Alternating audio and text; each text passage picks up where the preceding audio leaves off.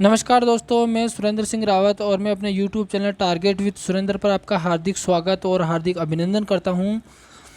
दोस्तों, आपसे एक रिक्वेस्ट रहेगी, बस मेरे एक और चैनल है ट्रू एजुकेटर के नाम से और एक चैनल है टारगेट विद सुरेंद्र के नाम से।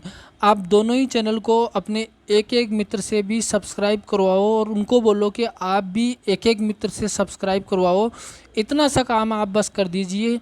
ये हमें मोटिवेशन देता है वीडियो बनाने के लिए, हमें मोटिवेट करता है अंदर से।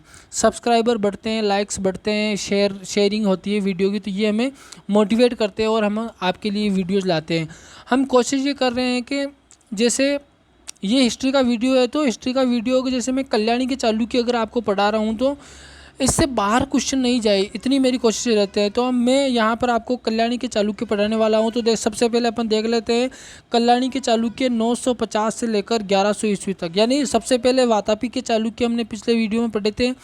वातापी के चालुक्यों के बाद में राष्ट्रकूट बीच में आ जाते हैं और राष्ट्रकूटों का स्थान वापस कौन ले लेता है? कल्याणी के चालुक्य ले लेते हैं और ये 950 से लेकर 1100 ईस्वी तक रहते हैं।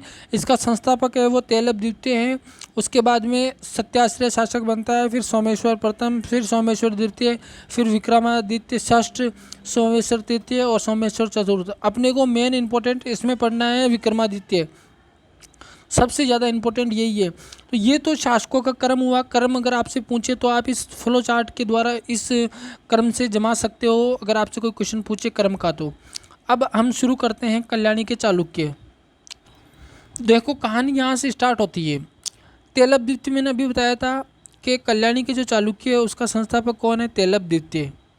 इसने क्या किया? राष्ट्रकूट ने, मैंने कहा राष्ट्रकूटों का स्थान कल्याणी के चालुक्यों ने लिया। राष्ट्रकूट नरेश कर्क द्वितीय को, यहाँ देखो कर्क द्वितीय है, यहाँ तेलप द्वितीय है। तेलप द्वितीय ने कर्क द्वितीय को गद्दी से हटाकर अपने को स्वतंत्र राजा घोषित कर दिया। तेलप द्वितीय ने मुंज परमार को मार डाला। मेरुतुंग प्रबंध चिंतामणि से इसकी जानकारी मिलती है। अगर पूछे कि इसकी जानकारी कहाँ से मिलती है, सारी जानकारी जो अभी ऊपर पढ़ी है मैंने, तो मेरुतंग की प्रबंध चिंतामणि है, वहाँ से इसकी जानकारी मिलती है।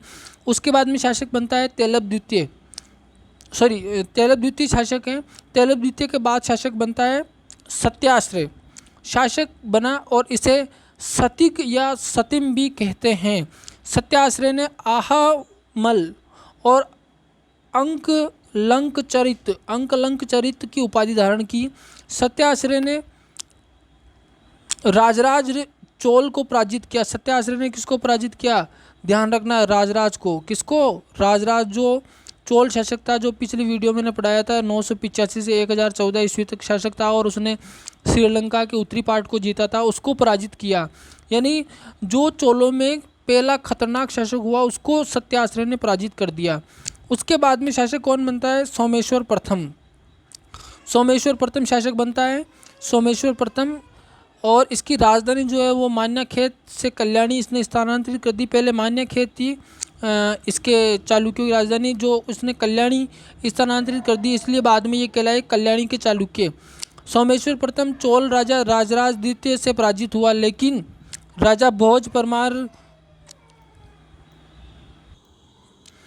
देखिए यहाँ पर जो सोमेश्वर प्रथम जो चोल राजा था उसने कल्याणी अपनी राजधानी स्थापित कर दी। सोमेश्वर प्रथम ने चोल राजा राजराज द्वितीय को पराजित किया, यह भी अपन ने पढ़ लिया। अब देखो, सोमेश्वर प्रथम के समय राजा भोज परमार को धार पर आक्रमण पर परास्त किया। यानी लेकिन राजा भोज परमार को धारा पर आक्रमण पर परास्त किया। चोल राजा राजराज द्वितीय से पराजित हुआ। यानी सोमेश्वर प्रथम चोल राजा राजराज द्वितीय से पराजित हुआ, लेकिन राजा भोज परमार को धारा पर आक्रमण करने पर परास्त किया।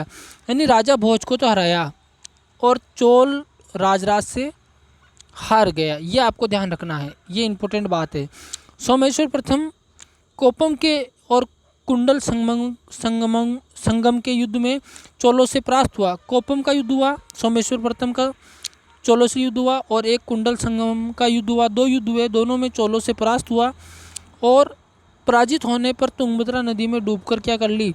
आत्महत्या कर ली। वेरी इंपॉर्टेंट है। कोपम और कुंडल संगम के युद्ध में कोपम का 1052 में और कुंडल संगम का 1062 में युद्ध हुआ और नदी में डूबकर आत्महत्या कर ली इसने। इसके बाद देखते हैं सोमेश्वर प्रथम के उत्तराधिकारी युद्ध के कारण कुछ समय के लिए चालुक्य वंश विभाजित हो गया और पश्चिमी चालुक्यों के उत्तरी भाग पर सोमेश्वर द्वितीय का शासन रहा।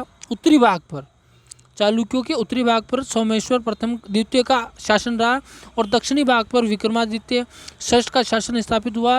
अंततः विक्रमादित्य षष्ठ वाली शाखा ने ही चालुक्य वंश को आगे बढ़ाया। यानी विक्रमादित्य षष्ठ जो था ना, यही मेन अब आ जाता है और इसी ने आगे चालुक्यों की जो कल्याणी के चालुक्य उसकी शाखा को बढ़ाया। कुछ समय के लिए सोमेश्वर द्वितीय और विक्रमादित्य षष्ठ में ये बढ़ जाते हैं, लेकिन आगे बढ़ाने वाला यही था।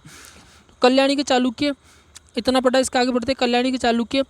फिर वही बात आएगी, वातापी के चालुक्यों का स्थान राष्ट्रकूटों ने लिया था। मैंने बताया था वातापी के जो चालुक्य थे उसका स्थान किसने लिया? राष्ट्रकूटों ने लिया। और राष्ट्रकूटों के पतन के बाद में कौन आए?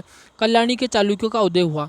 कल्याणी के चालुक्यों की स्वतंत्रता का संस्थापक तेलभ द्वितीय था। ये ऊपर ही पढ़ लिया था कि जो कल्याणी के चालुक्य उनकी स्थापना करने वाला कौन था? तेलभ द्वितीय था। तेलभ द्वितीय ने राजधानी को मान्यखेत से कल्याणी स्थानांतरित करी थी। मान्यखेत से कहाँ स्थानांतरित करी? कल्याणी। मान्यखेत से कल्याणी स्थानांतरित की। उसके बाद में देखिए विक्रमादित्य षष्ठ, ये मेन राजा है, इसको अच्छे से अपने को पढ़ना है विक्रमादित्य षष्ठ को। विक्रमादित्य षष्ठम जो 1076 से लेकर 1126 ईस्वी तक शासक रहा, कल्याणी के चालुक्य वंश का महानतम शासक था। इसने अपने बड़े भाई सोमेश्वर द्वितीय का तख्ता पलट कर कल्याणी पर शासन किया और विक्रमादित्य षष्ठम ने त्रिभुवनमल की उपाधि धारण की। पूछा जा सकता है त्रिभुवनमल की उपाधि धारण किसने की? तो इसी ने की।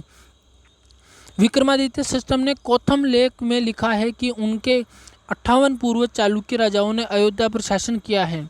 उसकी राजधानी में विक्रमांक देव के रचयिता विल्लन, बहुत इंपॉर्टेंट है, उसकी राजसभा में विक्रमांक देव एक ग्रंथ है जिसके रचयिता कौन है? विल्लन है या विल्लन है, तो ये रहते थे। ये पूछा जा सकता है एग्जाम में, वेरी इंपॉर्टेंट है। तथा मिताक्षरा के रचयिता विज्ञानेश्वर, ये भी इंपॉर्टेंट है। विल्लन और मिताक्षरा के रचयिता विज्ञानेश्वर, ये दोनों ही इसकी राजसभा में थे, दोनों ही इंपॉर्टेंट है। विल्लन इनके राजकवि थे। 1076 में अपने राज्यारोहण के समय विक्रमादित्य षष्ठम ने चालुक्य विक्रम संवत चलाया। ये भी इंपॉर्टेंट है। चालुक्य विक्रम संवत कब चलाया? 1076 में राज्यारोहण के समय। विक्रमादित्य षष्ठम ने लंका नरेश विजयबाहु से कूटनीतिक संबंध स्थापित कर 1083 में उसकी राजसभा में एक दूत मंडल भेजा। ये भी इम्पोर्टेंट है। इसने विक्रमपुर नामक नगर की स्थापना की। विक्रमादित्य षष्ठ के पुत्र सोमेश्वर तृतीय, कौन है? सोमेश्वर तृतीय जो विक्रमादित्य षष्ठ का पुत्र है, ने 1126 से 1138 तक शासन किया और एक ग्रंथ लिखा मानसोल्लास। ये इसी की वजह से ये हम पढ़ रहे हैं सोमेश्वर तृतीय को। मानसोल्लास नामक शिल्प शास्त्र का एक प्रसिद्ध ग्रंथ लिखा है सोमेश्वर तृतीय ने। इसमें सोने के खनन के बारे में जानकारी प्राप्त होती है। सोमेश्वर तृतीय को विद्वता के कारण सर्वज्ञ भूप कहा जाता है। सर्वज्ञ भूप कहा जाता है विक्रमादित्य तृतीय को विद्वता के कारण। इस वंश का अंतिम शासक अगर आपसे पूछे तो सोमेश्वर चतुर्थ है। ये इंपॉर्टेंट है, अंतिम शासक। तो कुल मिला के कल्याणी के चालुक्य ज़्यादा बड़े नहीं है, बहुत छोट में है, इसके बाहर कुछ नहीं जाता है। इतना पढ़ लोगे तो बहुत है। अब इसके बाद में केवल अपने चालुक्यों में अपने बच गया है चालुक्यों की संस्कृति। चालुक्यों की संस्कृति अगले वीडियो में अपन पढ़ेंगे, चालुक्यों की संस्कृति। फिर वही बात बोलूँगा मैं, आप अपने एक एक मित्र से चैनल को सब्सक्राइब करवाइए और अगले ही मित्र को ये भी बोलिए कि आप भी इस चैनल को एक जने से सब्सक्राइब करवाइए। तो ऐसे करके संख्या बढ़ जाएगी और वो हमें मोटिवेट करता है। टारगेट विद सुरेंद्र और ट्रू एजुकेटर दोनों ही चैनल हैं, दोनों को ही आपको आगे बढ़ाना है।